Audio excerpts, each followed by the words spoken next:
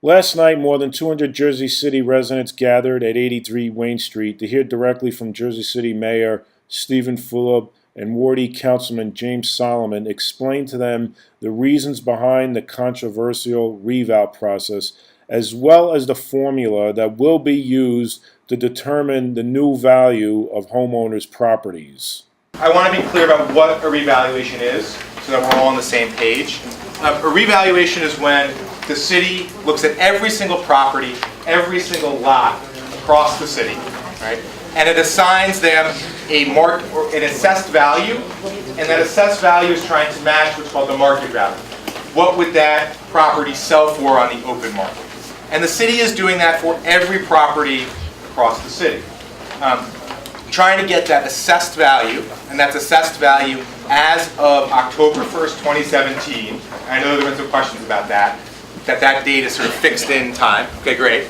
And then match that assessed value to the market value.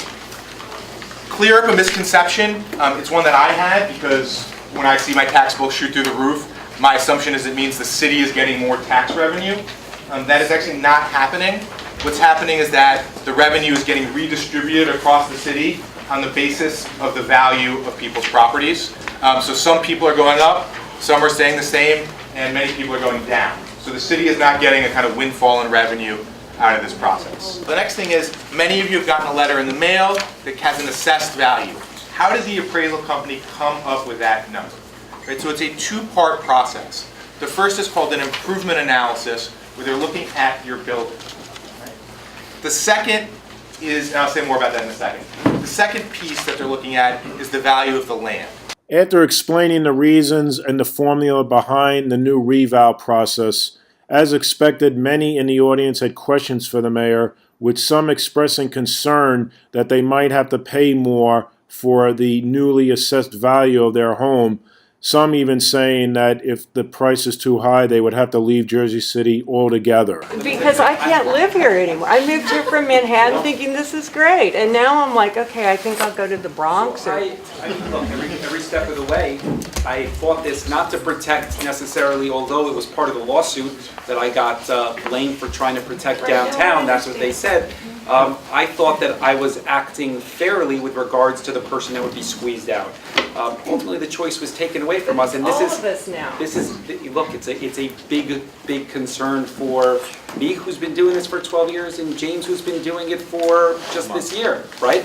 Like, we share that same problem. I mean, I believe me, I certainly see the problem. I wish we could change the system that is here, and I wish that you all didn't have this sort of increase today. I just don't know. Is there something we could come up with to change it at the final hour, even in some way? The state law provides very little flexibility around it, like virtually nothing. And that's really ultimately the problem that we're up against. So, like James's presentation today is very factual, right? It's this is what this means, this is what that means, this is what's happening, this is why it's happening, because there's, at the end of the day, there's not a lot of flexibility that we can have. All of the choices on a policy standpoint on the municipal level are going to happen after this is done. How often do you want to do revals? How do you want to approach them? But it's not going to alleviate the burden that we're going to have today. I mean, I wish there was a better solution, believe me. And I think like fighting this every step of the way speaks to that. The mayor continued to field questions from the residents and explaining his position on the REVAL process. At one point, after a resident complained of possibly having to pay more for her property, the mayor said the following. Yeah, Mr. Raymond. And I would say, you know, the city offers, and the state, probably this is a very high tax state, and in the city specifically, the city offers a lot of services. There are, like, you may not leverage all of those services, but there are a lot of services. Whether you're looking at special needs recreation programs, whether you're looking at after-school programs, whether you're looking at STD clinics, whether you're looking at growing the police department, whether you're looking at having a fire department that you may not leverage all the time. And you may not look at it, but every single year we are building those parts of pieces into something that is meaningful for you, and hopefully, or maybe you never want to leverage it. But there is a lot of things that your tax dollars go towards, which I think are important. Mark Bucinich reporting from Jersey City for Hudson County View, the eye of the community.